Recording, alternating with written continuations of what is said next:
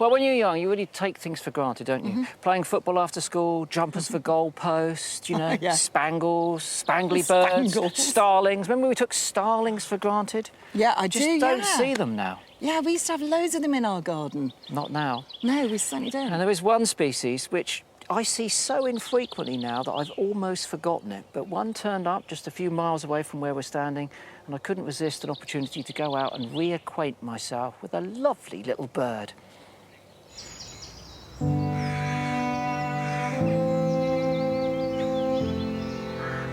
I've come to see a bird which I've very sadly forgotten.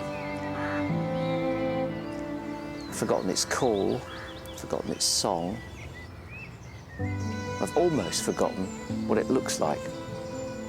Because in the time between me first seeing one and now, it's declined by 92%. And I haven't seen one of these birds for 5 years at least.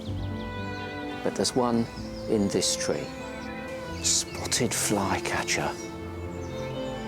You just see the crown of the female. It's the female that does the incubation.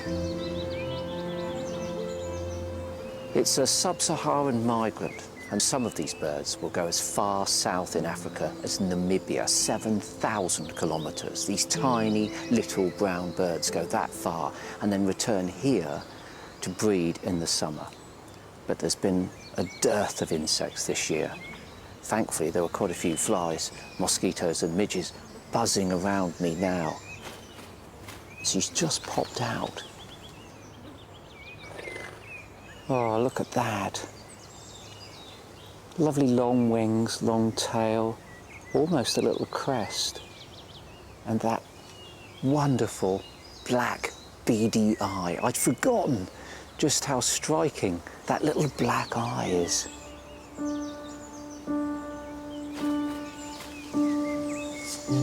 They used to nest in my grandmother's garden, in the apple tree, and I remember sitting on her domed concrete path, picking off the moss, whilst the flycatchers would fly out of the apple tree and land on a wall.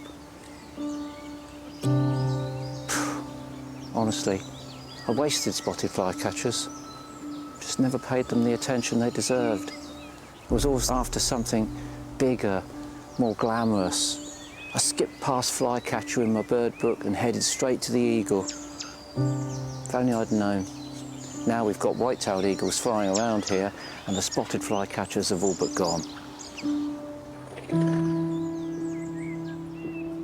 It used to be called the Egypt bird, because its call sounds like Egypt, Egypt, Egypt, or the beam bird, because it would perch on a beam, and from there it would sally. It would fly up and snatch flies. They were named as a species in the 1770s. They're not really spotted, are they? They're streaked. If I could turn back time, I'd change their name to streaked flycatcher. But if I could turn back time with more purpose, I'd do something about their shocking decline. Loss of habitat, industrial farming, way too many agrochemicals. The enormous loss of insects is bound to hit the ultimate insectivorous passerine hard, and it has. And for all of the bad news about this species, here's some good. She's up there, she's got a nest, she's got some eggs. Let's just hope she adds something to this population of what is a very special and very underrated little bird.